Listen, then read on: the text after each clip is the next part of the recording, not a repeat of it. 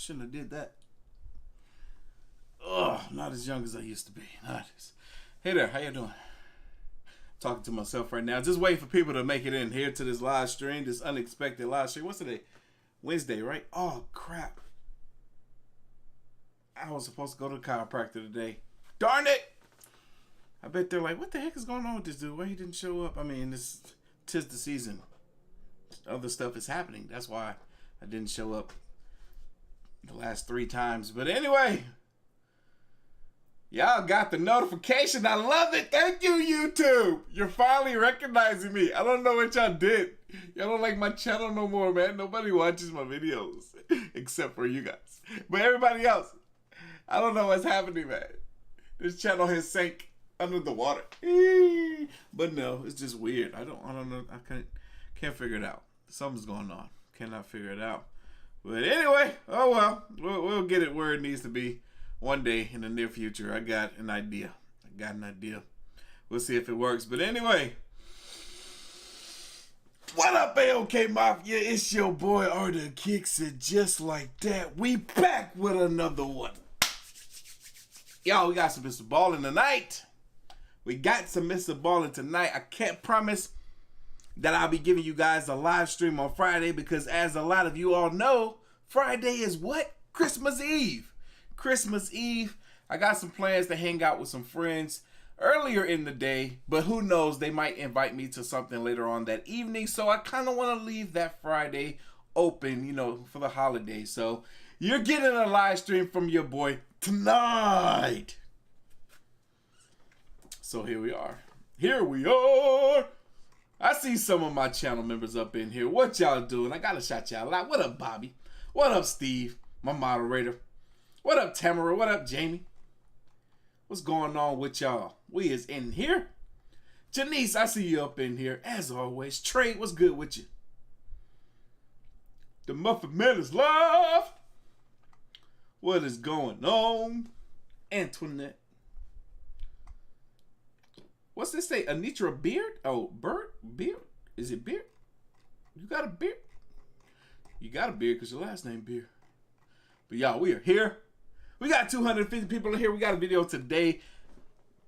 I clicked on this video on his channel. I was like, oh, this look like this about to be something. This child star is evil. Plain and simple. Got a ton of views. If I'm not mistaken, it got like 6.4 million views. I know this story is about to be epic. It's 32 minutes long. We're about to get this thing started. Y'all boys and girls ready? I'm ready. Let's hear it. Hundreds of stories I have covered on this channel. Okay. Today's story is going to easily rank in the top 5 most distressing I have ever covered. That's a bold claim. He says out of the hundreds of stories that he's covered on this channel, this is going to be in the top 5 most distressing. Now, there is not any graphic footage or images included. Okay. However, there is a very upsetting sequence that happens at the end of this story. And so for that reason, viewer discretion is advised. But before we get into today's story, if you're a fan of the strange, dark, and mysterious delivered in story format, then you come to the right place because that's all we do, and we upload once or twice every week. So if that's of interest to you, please take the like button hostage and force them to wash your dishes while wearing a very long sleeve shirt, but don't allow them to roll their sleeves up. Also, please subscribe to our channel and turn on all notifications so you don't miss any of our weekly uploads. All right, let's get into today's story.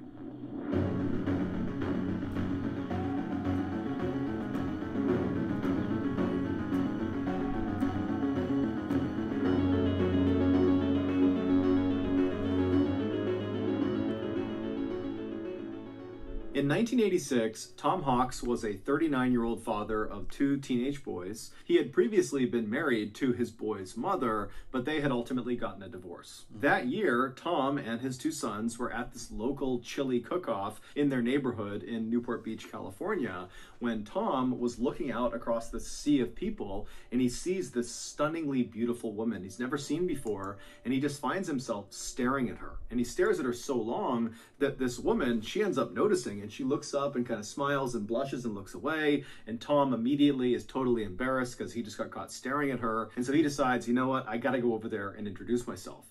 And so Tom, who's this totally ruggedly handsome, muscular guy with this incredible mustache, he strides across the lawn and he walks up to this woman and he introduces himself. And she is all smiles and she says her name is Jackie and she's 29 years old and she's single. And from that point onward, those two completely hit it off. They fell madly in love. And just a few years later, in 1989, they got married in front of 150 of their closest friends and family. And then after the wedding, Jackie moved in with Tom and his two boys. And even though the boys' mother was still alive, they began calling Jackie Mom, because Jackie not only lived with them, but also because she was so devoted to them, and she just was such a loving and kind person that it just made sense to do that. Also, Jackie, when she was 22 years old, she had gotten into this horrific motorcycle accident, and the internal damage that accident had done to her had left her unable to have kids of her own, something she had always wanted to do. And so when she had the opportunity to be these boys' mother, she really leaned into it. And so she was like this fabulous mother. So over the years, Tom and Jackie raised their two sons, and then in 2002, when the boys were all grown up, they left the house. Now, this was a sad moment for Tom and Jackie to suddenly be empty nesters. I mean, so much of their identity was wrapped up in being parents, and they were very close with their sons. But at the same time, they knew this day was coming, and they had actually been preparing for it for several years. They had been putting money aside every single year to prepare for when their sons left, because they wanted to time it so they could retire at the same time. And their idea of retirement was to go buy a yacht and just live on the yacht and sail up and down the California and Mexican coastline. Now, neither Jackie nor Tom were wealthy at all. I was about to say, it also sounds as though they might have been retiring, a bit early. Maybe in their 40s, maybe, or 50s at the earliest. However, they were very good at saving money and they were very disciplined and they could live frugally. And so over the past couple of years, they really had saved virtually every penny so they could afford to buy this yacht. And so finally in 2002, when their sons do actually leave, Tom and Jackie, they sell their house in Newport Beach, California. And between the proceeds from the sale of their house and all this money they had set aside, they had enough to purchase this kind of beat up old small yacht. And so this yacht they named the Well-Deserved. That just don't look small or beat up to me. That thing look nice, but Even though this yacht was by no means a glamorous yacht like you think of when you hear that word, Tom and Jackie adored this boat. I would. And so as soon as it was theirs and they had docked it in Newport, they moved all of their belongings onto this boat because they're going to live on this boat. And then they began meticulously cleaning it and organizing it and upgrading it everywhere they could within their limited budget. And by the summer of that year, this boat was beautiful, both on the outside and the inside. It was very cozy and very clearly had the touch. Yo, one thing I like about her, she gets better with age. She looks more attractive the older she gets. And not only that, but her style changes so much. She's so fresh. Alex, I see you in here. Thank you for the Don't Know Brother. Bella, thank you as well. Appreciate you guys so much. Do we got a new channel member in the house? Crazy Meg T, welcome. New channel member, big baby. Of Tom and Jackie. It was a home. And so for the next 2 years, Tom and Jackie, they lived the dream. They took that yacht and just sailed up and down the coast of California and Mexico, and they would watch these beautiful sunsets, and they would catch fresh fish, and they would drink cocktails together. I mean, they were really enjoying their retirement. Then, in 2004, they got some unexpected news. One of their sons told them that he was now expecting to be a father. And so this baby was going to be the first grandchild of Tom and Jackie, and they were so excited. Especially Jackie, because remember, she wasn't able to have kids of her own, and she just loved the idea of getting to be motherly again, and the idea of getting to hold this precious little baby. And so even though Tom and Jackie were absolutely loving living out on this yacht, they decided that the time was right to actually sell the yacht and then take the proceeds from the sale of the yacht and buy a house on land to be closer to their son and this grandbaby. Gosh, man, this is traditional. This is so traditional. I love this story so far, man. It just seemed like they're just living this modest life. They're doing the things that make them happy. And it just sounds so family oriented. I love it. So in November of that year, the Hawks place an ad in this fishing magazine for the sale of their yacht. They were asking for about $500,000. And very quickly after this ad went live, they saved up some money. How much they paid for that thing? That thing cost $500,000 in 2003.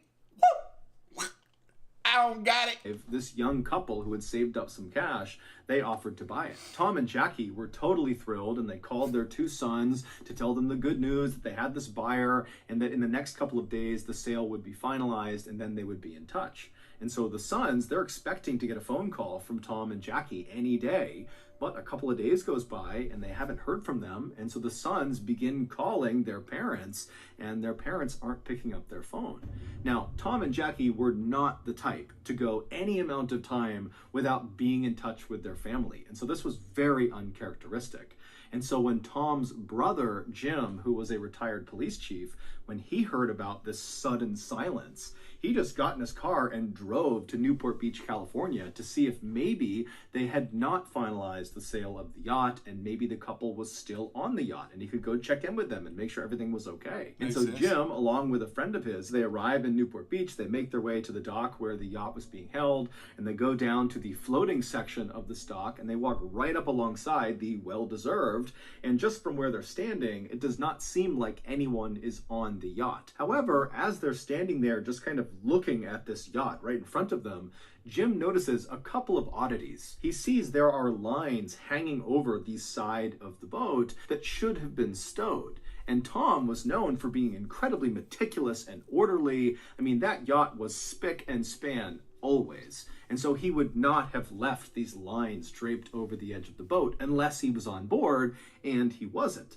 And so Jim's also looking around and he sees there are a couple of tarps that go over some of the control panels that had been taken off, but then not put back on the control panels. And so again, that's not something Tom or Jackie would have done.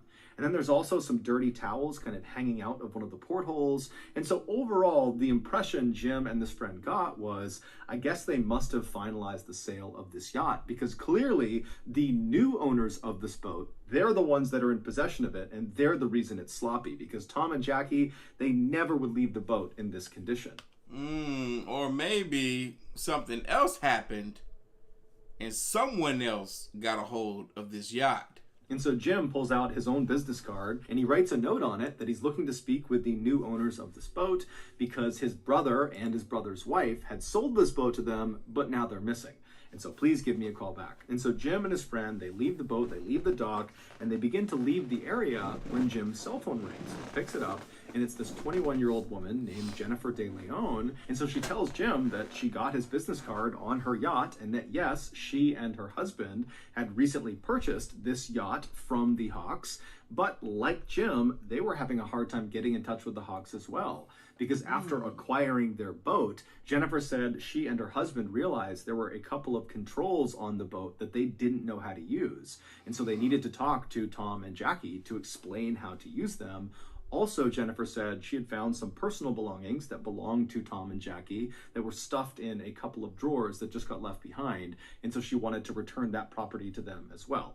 But she's telling Jim, I'm trying to get in touch with them and I can't get in touch with them. And so Jim asked Jennifer, when was the last time you or your husband saw Tom or Jackie? And she would say, the last time we saw them was when we actually finalized the sale of the boat, when we literally gave them the money and we watched them take the money, hop in their car and drive away. Hold on. Were they living on the yacht? Were they living on the yacht? Can you live on a yacht? Jim asked her if she had any idea where they might have been going, and Jennifer said, we really didn't have that many personal conversations with Tom or Jackie. It was mostly just business stuff. But in the limited personal interactions we did have, Tom would always talk about how he and Jackie planned on buying a house in Mexico in this town that bordered Arizona, because apparently they have a son that lives in Arizona and he's about to have a baby, and they were talking about how they wanted to be very close. Jim thanked Jennifer and asked her, if you hear from Tom or Jackie, please let me know. And then Jennifer says to Jim, same thing to you. If you hear from them, please let me know, because I need to talk to them too. And so they hang up, And Jim is left thinking, what's going on here? And then Jim remembers there's this woman that Tom and Jackie had hired. Her name was Patricia. And for the past couple of years that they had been out on their boat, they knew they would not have great internet. And so they would not be able to consistently be able to pay their bills and pay taxes. And so they had hired this woman, Patricia, who was also a friend of theirs, to basically pay their bills and manage their finances. And so Jim gets her number and he calls Patricia. And the first thing he asks her is, hey, have you spoken with Tom or Jackie recently? And she says, no, I haven't. And so Jim explains the situation and then asks Patricia, has Tom or Jackie recently made a large deposit into any of their accounts? Because just a couple of days ago, they would have received nearly $500,000.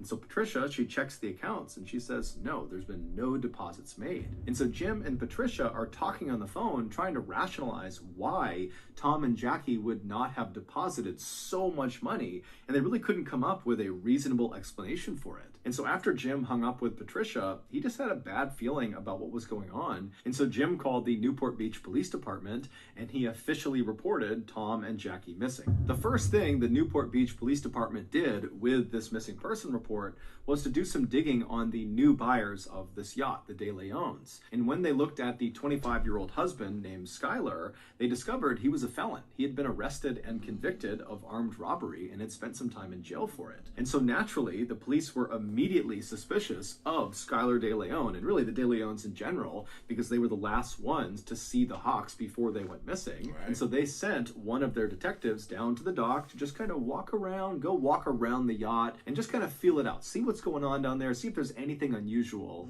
And so this detective goes down to the dock, they walk onto the floating section of the dock, and they walk right up alongside the well-deserved. And from the looks of it, it doesn't appear that anybody's on board. And as this detective is kind of looking in the window and just kind of looking around, they think they see what looks like a bloody handprint inside the boat. And so that would end up being enough to get a search warrant. And before long that day, there were police swarming this boat, looking all over it. But it would turn out that was not a bloody handprint. It was actually just some rust.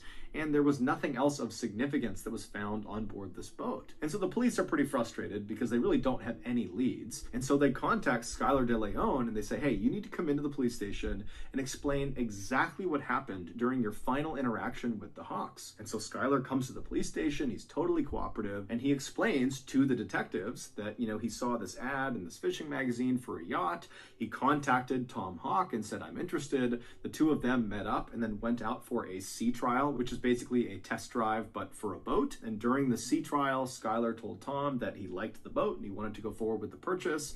And so on November 15th, Skyler, along with his pregnant wife and his young daughter, and also a notary and another person, a friend of Skyler's that was there just kind of as a witness, they go to the parking lot of the dock right near where the yacht is. And then the Hawks show up, Tom and Jackie, and the De Leons literally hand over a suitcase full of cash to Tom, and then Tom and Jackie, with the notary, they signed the sale documentation. Pause.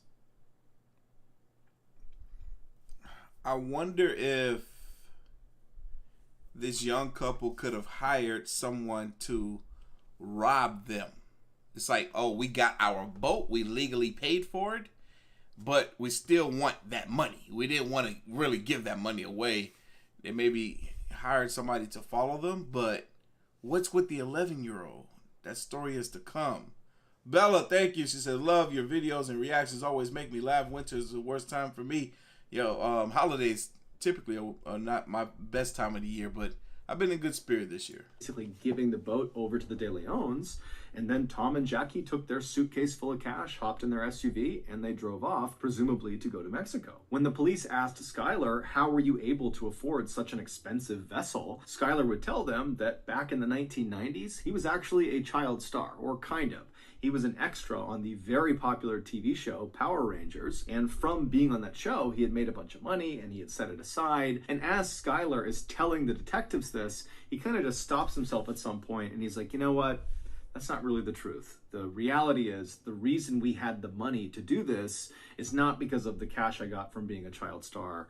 It's actually because I stole the money. It would turn out that armed robbery that Skyler was convicted for and spent some time in jail for, that was because he was stealing money from this drug kingpin, and before he was arrested and sent off to jail, he had managed to take the money that he had stolen and hide it, and then after he had gone to jail and got out again, he came back to his hiding space and he just retrieved the money. But this money was stolen drug money, so it was hot, and so he needed to get rid of it. He needed to launder the money. And so that was why he was buying this yacht. He was going to buy it with this dirty money in bulk, in cash, and basically transform this hot, dirty money into this yacht. And then he was going to sell the yacht and get clean money for it. And so the police are totally shocked at this confession because Skyler has just completely incriminated himself in a money laundering scheme. But the police would ultimately say to Skyler, you know what, we're not going to charge you with money laundering because you're being so forthright and helpful with this investigation. And so they let Skyler go. The police would go on. Woo! He is lucky. He is lucky. Wait a minute. Pause. What? No. Remember the title of this video. This 11-year-old child stars evil. So, he might have told a story that was partially true, but they let him go. But he was the one that was the former child star, right? He's not done here. He did more. On to interview Skyler's wife, Jennifer, as well as the notary and also that other friend who had come along for that final sale of the boat who was there as a witness. And so the police interview all three of those people and they ask them, what was your final interaction with Tom and Jackie like? And they all described the same situation of seeing Tom and Jackie taking the suitcase full of cash and then signing the paperwork, hopping in their car and driving off. The only detail that seemed to differ amongst these four people who were there was the way Tom and Jackie were acting. Skyler made it seem like Tom was kind of anxious and paranoid about having all this money, whereas the notary said, Tom and Jackie seemed completely normal to me. After all the interviews with these people who had seen Tom and Jackie last, the police felt like they had kind of reached a dead end and just didn't know what to do next. And so they went to the media and asked them to put out a bulletin that had a picture of Tom and Jackie, as well as a picture of their vehicle, and it asked people to come forward if they had seen them. And sure enough, within a couple of days of this bulletin going out on TV, this older couple in Mexico called the police to say the Hawks SUV is right across the street from me right now. It's parked right on the road. And so naturally, the Mexican authorities, as well as American authorities, they rush to this location and they charge up to the house where this SUV is parked, and they're kind of expecting to find Jackie and Tom inside, or someone that at least knows Tom and Jackie. But when they knock on the door, this guy nobody recognized, someone who was living in Mexico, he comes up to the door and he's looking very confused, and the police ask him, whose SUV is that parked outside? And he said, oh, well, that's my friend's car. And they say, well, is your friend Tom or Jackie Hawks? And the guy's like, no, who's that? The car belongs to Skyler De Leon. This was, of course, the moment when the police realized Skyler was lying to them. He had told police the last time he had seen Jackie and Tom, they had hopped in their SUV and they had driven off. But clearly that was not the last time, because he somehow managed to acquire their car afterwards, and then he gave it to this random person in Mexico. So the police in Newport Beach, they used Skyler's money laundering confession on camera to bring him in. They arrested him on money laundering, and then with him in custody, they searched his home. And inside of his and Jennifer's house, they found all these things that belonged to the Hawks. Things like laptops and video cameras, things Tom and Jackie would not have left behind on the boat. But despite all this evidence connecting Skyler De Leon to the Hawks' disappearance, he maintained his innocence and said this was just a big misunderstanding. And then while he was in custody getting grilled by police, his wife, Jennifer, was also saying the same thing, that Skyler didn't do anything. She was even going on talk shows and talking about how this is just one big misunderstanding. How can it be? What? Oh my God. They need to be smacked 50-11 times across the forehead. How you gonna sit here and be like, it's just a big misunderstanding? Where are they? That guy in Mexico said that the vehicle belonged to you, meaning you did something with them. Why is it that after your house was searched, they found the family's belongings? This ain't no misunderstanding. Stop playing stupid. Oh my God.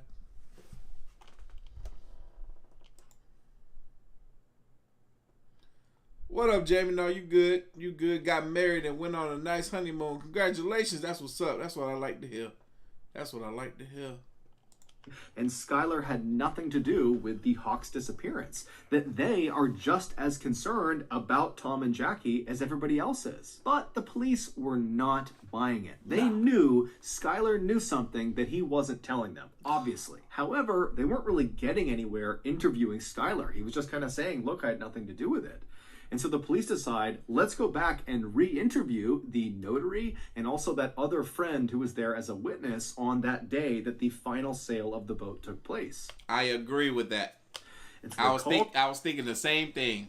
Everybody's a suspect. The notary back into the police department, and the notary is this woman named Kathleen Harris, who's never gotten in trouble in her life, and she's been a very successful notary for a long time. And so she sits down, and they ask her again to describe her final interactions with Tom and Jackie. And once again, she says, yep, they came over, they signed the paperwork, they took their cash, they got in their SUV, and they drove off. But under follow-on, very intensive questioning by the police, Kathleen would finally break. And she would say, actually, I've never met Tom and Jackie in my entire life. I was paid up front in cash by Skyler De Leon to backdate those sale documents that had already been signed. I have no idea what happened to Tom and Jackie. Next, the police went out and got that friend who was also there at the time of the final sale, that witness. His name was Alonso Mason. And so they bring him in and they ask him, what was your final interaction like with Tom and Jackie? And at first he stuck to the story that, they got the cash, they hopped in the SUV, they drove off, that's all it was. And the police stop him and they're like, we just spoke to the notary and she said she was lying. She wasn't even there. She had backdated those documents. So we know you're lying. And so as soon as Alonso got caught red-handed, he began to clam up. It was pretty obvious he did not want to say anything else. And since the police really needed something to happen with this case, they said to Alonso, we will make sure your sentence is heavily reduced if you tell us everything you know about what happened to Tom and Jackie. And so Alonso says, okay, I'll tell you. Alonso was a young guy, very impressionable. He was in his early to mid-20s, and he was actually a jailer, and he had met Skyler when Skyler was in jail. He was in jail for that armed robbery. And so after Skyler gets out of jail, Alonso and Skyler somehow stay friends. They spend a lot of time together. And then in November of 2004, Skyler pulls Alonso aside and he confesses to him that he is in fact an international assassin, that people paid him to kill people, but only bad people, Skyler said. And he says to Alonso, I have a current contract on two really bad people, Tom and Jackie Hawks, but I need help carrying this out. And so if you will help me carry out this contract, I will give you $1 million US. And so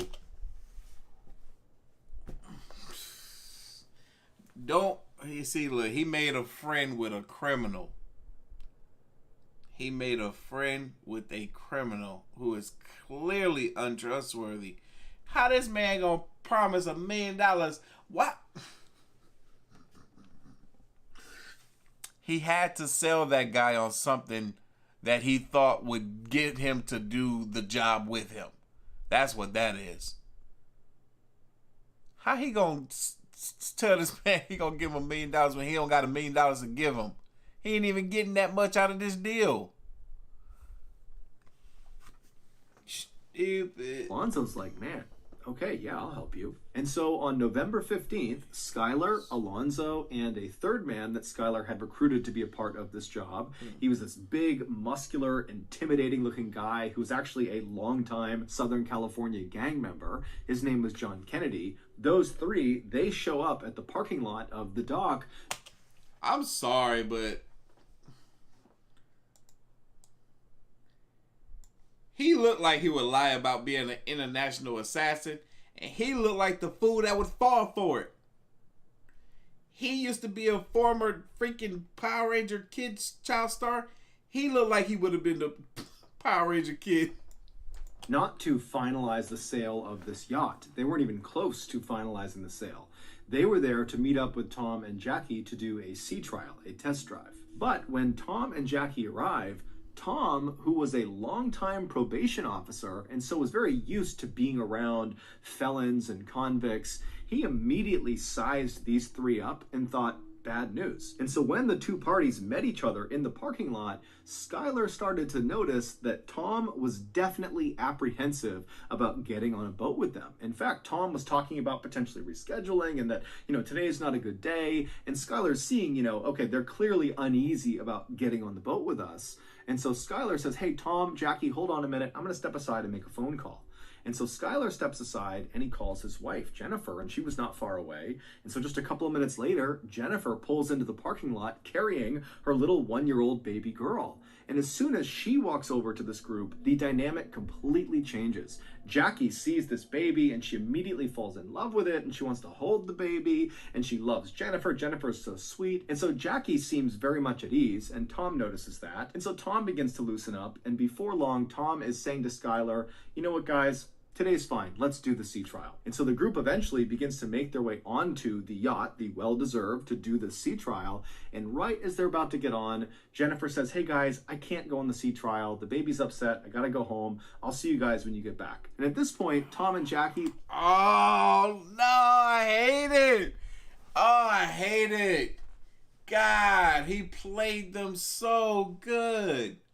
Man, the dude was completely in the right to be at ease seeing these three guys that don't look like they should really be associating with one another and being like, oh, I feel some type of way about getting on the yacht with you guys, so maybe we should do this at a different time. God, he played them. Oh my God, he was like, yeah, I'm gonna call my wife up, get her. It's like something out of a movie for real. Get her down here just to cut the tension. And then as soon as it's time for us to get on the boat, she's going to dip out. Oh, man. That's messed up. They've already committed to doing the sea trial, and so even if they were a little bit apprehensive going on this boat with just these three guys, they put their faith in the De Leons that this was on the up and up. So the two Hawks, along with these three men, they get on board the boat and they begin heading out towards open water. And so Tom was piloting the boat. And at some point when they were very far away from the dock and really any land in any direction, Skyler and John come up to Tom and they say, hey, we want to show you something down in the lower levels of the ship. And so Tom goes with them. They go downstairs into the bedroom, and while they're down there, Alonso and Jackie were in the kitchen, which is right above the bedroom. And as they're standing there, Alonso and Jackie suddenly hear this very loud commotion coming from the bedroom. Now, Alonso knew what that was. It was Skyler and John attacking Tom, and so that was his cue. Alonso leapt forward and he grabbed onto Jackie, and before Jackie could even figure out what was going on, he had thrown her to the ground, pulled her hands behind her back, and then he pulled out handcuffs that he had, and he handcuffed her hands together. Sounds like Jackie's here, Alonso's here, and then that's where Thomas Hawks, Skyler, and JFK are on the bottom. And Jackie hears the commotion. She looks down this way, and this is where Alonso overpowers her. And as soon as Jackie was subdued in the kitchen, Skyler and John, they come up the stairs, and Tom's not with them, and they grab Jackie, and they walk her down into the bedroom, and Jackie would have seen her husband, Tom. He's been handcuffed, and he's laying on the bed on his back. And so they throw Jackie onto the bed right next to Tom, and immediately Jackie turns around and looks at Skyler and says, why are you doing this to us? We just met your wife. I just held your baby. Why are you doing this? All we want to do is just go back to land and be with our children and be with our grandchildren, please. I can see Mr. Ballin getting emotional telling this portion of the story. Ain't no telling what's about to happen. The suspense is big and I'm making it worse. But God, it's like, it's this good family that were doing right by everyone. And just to have this happen, oh my God. But Skyler didn't care. He just turned to Alonso and said, put tape on both of their mouths and their eyes. And as Alonso was doing that, Skyler went upstairs and began piloting the boat towards the deepest part of the ocean. And so as Skyler is driving this boat, Alonso and John are down in the bedroom, and Alonso remembers looking over at Tom, and Tom was comforting Jackie. He had managed to pull his hand up, and he was stroking Jackie's hand, and he was saying to her, it's going to be okay. No matter what happens to us, we'll be together. Suddenly, the boat stopped because Skyler had reached the deepest part of the ocean, and he called down to John and Alonso to bring Jackie and Tom up onto the deck. And so Alonso and John do just that. They march Tom and Jackie up the steps. They bring them out to the deck of the ship, and then Skyler forces them to sign the sale documentation for the boat, as well as have them sign additional paperwork that gave Skyler access to their bank accounts. And while they were signing these documents, Jackie... What? No freaking way. If you're trying to force me to sign some documents that gives someone else access to my bank account, I'm a feel like I'm in a position to where I'm so helpless. More than likely, this is where my life is about to end, because for y'all to be doing something like that could only mean that you're trying to take my life. Wow. He actually misspelled her last name on one of the signature blocks. She left the S off of her last name. That's not something she would have done by accident. It's pretty clear she did that on purpose to signal to the future that she signed this under duress. After all these documents were signed, the three men led their two captives to the back of the boat. And then once they were standing at the back of the boat, Skyler tells Alonso, in earshot of Jackie and Tom, to, hey, go to the front of the boat and get the anchor. And so Tom and Jackie, they know that whatever's going to happen to them next, it's not good. And so Jackie begins pleading with them to let them live, let them go back to land, let them see their grandchild. And Tom manages to shake his restraints from John, who was holding him, and he manages to kick Skyler really hard in the groin. But after that, John leapt on top of Tom and Jackie and subdued both of them. And then he positioned Tom and Jackie so they were sitting down back to back with their handcuffs connected to each other. And then Alonso shows up dragging this heavy anchor and finally gets it all the way over until it's right next to Tom and Jackie, at which point Skyler grabs the long metal chain that came off of the anchor, and he felt around until he got to the very end of the chain. So not the side closest to the anchor that's attached to it, the far other side, the bitter end of this chain. And he reached down and he connected that portion of the chain to Tom and Jackie's handcuffs. And then once he was sure their handcuffs were securely fastened to the end of this chain, Skyler stood up, walked over and grabbed the anchor, and with quite a bit of effort, he managed to lift it up and threw it over the side of the boat. As soon as that anchor hit the water, all Tom and Jackie would have heard for several seconds would be the sound of all of that loose chain that they were connected to being rapidly pulled off the boat and being sucked down into the water. And so that chain was going up and over this wooden railing, and so all they would have heard is just chain links grinding over the railing until finally the anchor pulled the chain tight, at which point it yanked Tom and Jackie towards the side of the boat. Alonso would say when this happened, Jackie's head struck the inside of the boat so hard it made this very loud, audible cracking sound. And then Skyler, Alonso, and John just stood there as Tom and Jackie desperately tried to fight against the weight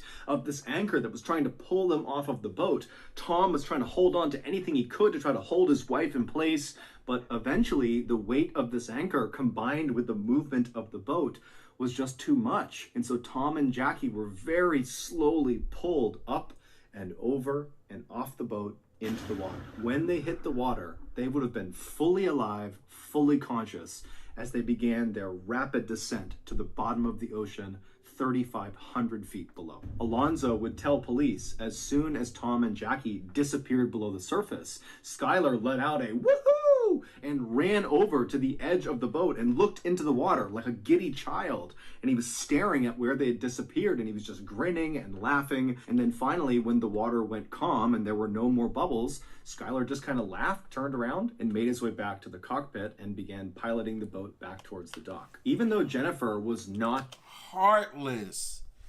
Oh my God, this dude is heartless. The fact that he got a wife and kid and he's heartless like that. Oh my God. On the boat at the time of the murder, she was equally involved in it. In fact, the attack was her idea. She wanted more money, and she saw this scheme as being a way of doing that. So remember when she showed up at the dock parking lot with her baby? That is so... He really trying to get $1 million. He's like, I got $500,000. I'm going to fake buy this boat for $500,000. And then I'm going to flip this boat and sell it and get another dang on $500,000. And now we got $1 million. And put Jackie and Tom at ease to help get them out on that sea trial. She was doing that very intentionally to trap Jackie and Tom. She knew what was going to happen out. Yeah, she knew. 100%. It was her idea. On that boat. She was trying to get them to go so they could be murdered and they could steal their boat. And when she's heartless too. Oh my gosh, she's heartless too. I can only hope and pray that that child grew up to be better.